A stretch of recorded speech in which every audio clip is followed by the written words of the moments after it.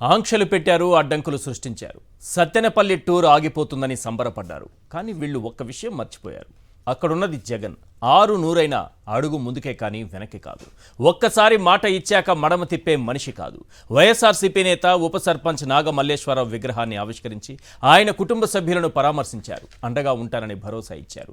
దారి పొడవునా జగన్ వెంట అశేష జనవాహిని తరలివచ్చింది. 100 మంది 3 కార్లంటూ పోలీసులు నిబంధనలు పెడితే ఏ మాత్రం లెక్క చేయకుండా తమ అభిమాన నాయకుడి వెంట వేలాదిగా జనసంద్రం పోటెత్తింది. పల్లె పట్నం చిన్న పెద్ద అని తేడా లేకుండా జనసునామీ తరలివచ్చింది. దారి పొడవున రహదారులపై జనజాతర కనిపించింది. అడుగడుగునా చెక్పోస్టులు బారికేడ్లు పెట్టి అడ్డుకోవాలని చూసినా జనం ఆగలేదు. కొందరు బైకుల మీద, ఇంకొందరు కార్ల మీద, ఎక్కువ మంది కాలినడకన తరలివచ్చారు. 70 కిలోమీటర్ల దూరానికి 7 గంటలకు పైగా సమయం పట్టిందంటే దారి పొడవునా జన సునామీ ఏ స్థాయిలో పోటెత్తిందో అర్థం చేసుకోవచ్చు. నాగమల్లేశ్వరరావు కుటుంబాన్ని పరామర్శించిన అనంతరం రాష్ట్రంలో నడుస్తున్న రెడ్ బుక్ రాజ్యాంగం, వైఎస్ఆర్సీపీ నేతలు, కార్యకర్తలు, సోషల్ మీడియా యాక్టివిస్టులు, సామాన్యులపై కొనసాగుతున్న కక్ష సాధింపు చర్యల్ని వైఎస్ జగన్ ఎండగట్టారు. కొందరు పోలీసులు వ్యవహరిస్తున్న తీరును కూడా ఖండించారు. తాము అధికారంలోకి వచ్చిన తరువాత ఇలాంటి వారందరికీ సినిమా చూపిస్తామని హెచ్చరించారు. జగన్ ఏం మాట్లాడారో ఒకసారి స్క్రీన్ పైన చూద్దాం. మల్లేశ్వరరావుకు భార్య, ఒక కూతురు ఉంది. ఆ కూతురు కూడా చిన్న పాప. ఇప్పుడు ఆ భార్యకు, ఆ కూతురుకు ఏం సమాధానం చెప్తారు చంద్రబాబు నాయుడు గారు అడుగుతా ఉన్నా. మీ పాలనలో దగ్గరుండి కేవలం మీ పార్టీకి అనుకూలంగా లేరు అన్న ఒకే ఒక కారణంతో కుల ప్రస్తావన తీసుకొచ్చి అవమానించి, బెదిరించి, తిట్టి, కొట్టి ఒక మనిషి చావుకు కారణమయ్యారు. 7 ఏడాది అయిపోయింది. ఈ మొత్తం కుటుంబం ఇవాళకి కూడా శోకంలోనే ఉంది. దీనికి బాధ్యులెవరు?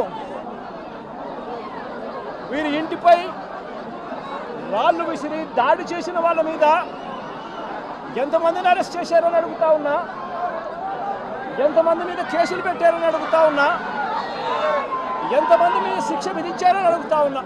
కనీసం ఇంతగా వేధించి చంపిన ఆ సిఐ మీద ఎలాంటి యాక్షన్ తీసుకున్నారు అని చెప్పి చంద్రబాబు నాయుడు గారిని గట్టిగా నిలదీస్తూ ప్రశ్నిస్తా ఉన్నా.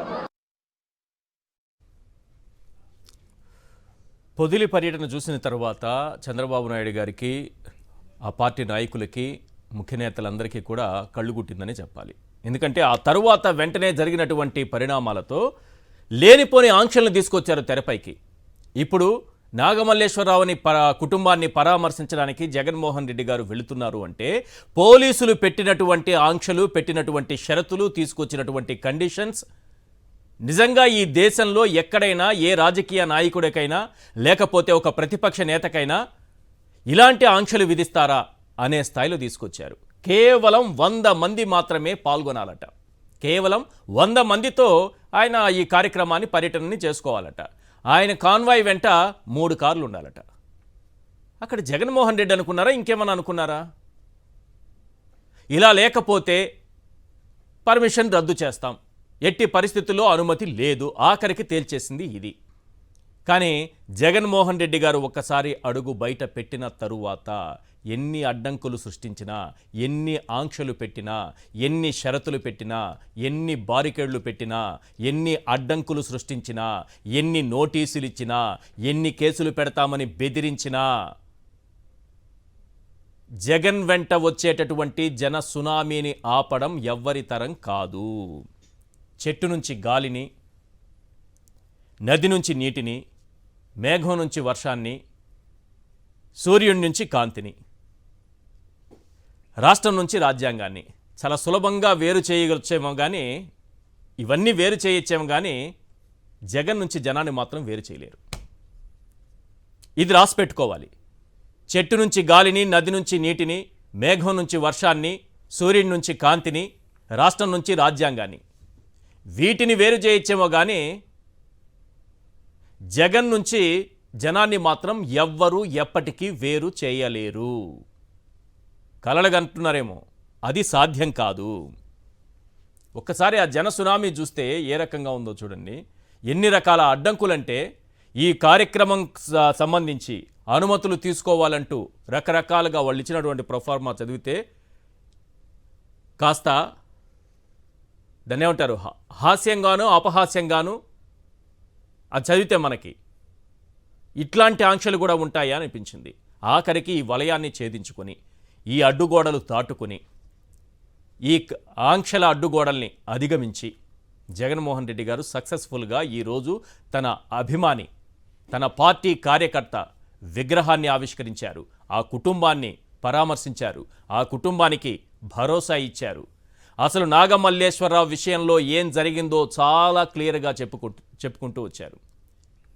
మనకి ఏ రోజైతే కౌంటింగ్ మొదలైందో జూన్ 4న ఆ రోజు కౌంటింగ్లో కూటమికి అనుకూలంగా ఫలితాలు వస్తున్నాయి, దరిదాపుల్లో ఉన్నాయి అనగానే రాష్ట్ర వ్యాప్తంగా చాలా చోట్ల నాయకులు ఇబ్బంది పడ్డట్టే ఇక్కడ కూడా రెంటపాళ్లలో వెంటనే అతన్ని తీసుకెళ్లి పోలీస్ స్టేషన్లో కూర్చోబెట్టారు. అప్పటి నుంచి వేధింపులు మొదలయ్యాయి. ఇంటి మీద దాడి జరిగింది. ఆ ఇంటి మీద దాడి జరిగినప్పుడు పచ్చ సైకోలు ఇంట్లో ఎంత అసభ్యకరంగా ప్రవర్తించారంటే ఇక మాటల్లో చెప్పలేం. ఇక పోలీస్ స్టేషన్లో కొట్టి రౌడీ షీట్ ఓపెన్ చేస్తామని ఊరొదిలి వెళ్ళిపోవాలని బెదిరిస్తే ఊరొదిలి వెళ్ళిపోయి ఆఖరికి సూసైడ్ చేసుకున్నటువంటి దురదృష్టకరమైనటువంటి పరిస్థితులు. దీన్ని మసిబూసి మారేడుకాయ చేస్తున్నారు ఏడాది తర్వాత. ఇప్పుడు కొత్తగా ఇన్నాళ్ళు నోరు మూసుకొని పెన్నని పక్కన పెట్టేసినటువంటి వాళ్ళు ఈరోజు నాగమల్లేశ్వరరావు క్యారెక్టర్ అసాసినేషన్ చేయడానికి కూడా సిద్ధపడిపోయారు. ఇక అతని గురించి చెడుగా మాట్లాడించే ప్రయత్నం. తెలుగు జాతి కోసం ప్రయత్నం చేయరు. వాళ్ళ బాగోగుల కోసం, భవిష్యత్తు కోసం, మంచి కోసం, తెలుగు జాతి కోసం చేయరు. మీ జాతిలో ఉన్న వాళ్ళు కూడా ఎవరైనా జగన్మోహన్ రెడ్డి గారికి సపోర్ట్ చేస్తానంటే మీ జాతిని కూడా చూడకుండా క్యారెక్టర్ అసాసినేషన్ చేసే జాతిని ఏమనాలి? ఇప్పుడు ఈ విషయాన్నే క్లియర్గా చెప్పుకుంటూ వచ్చారు జగన్మోహన్ రెడ్డి గారు. ఒకరు కాదు, ఇద్దరు కాదు. వైఎస్ఆర్సీపీకో లేకపోతే జగన్మోహన్ రెడ్డి గారికో కాస్త అనుకూలంగా ఎవరైనా నాయకులు ఉంటే వాళ్ళ క్యారెక్టర్ అసాసినేషన్ చేయటం, లేదంటే వారిపైన కేసులు పెట్టడం, వారిని వేధించడం.